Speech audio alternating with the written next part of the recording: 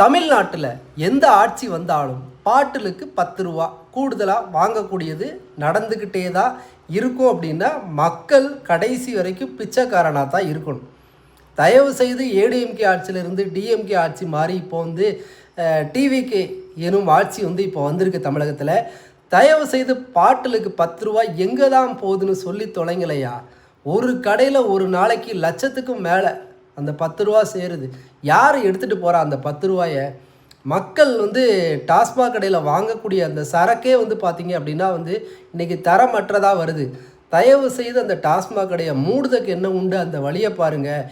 ஏழைகள்கிட்ட இருந்து 10 ரூபாயை பிடுங்கி பிச்சை எடுக்காதீங்க. தயவு செய்து ஆட்சி மாறினா கூட இந்த காட்சி மாறாது போல் டாஸ்மாக் கடை ஒன்று இல்லாமல் நீங்கள் என்ன திருத்தங்களையும் கொண்டு நடைமுறைப்படுத்தவே முடியாது. இதில் பெண்களுக்கு பாதுகாப்பு வேறு.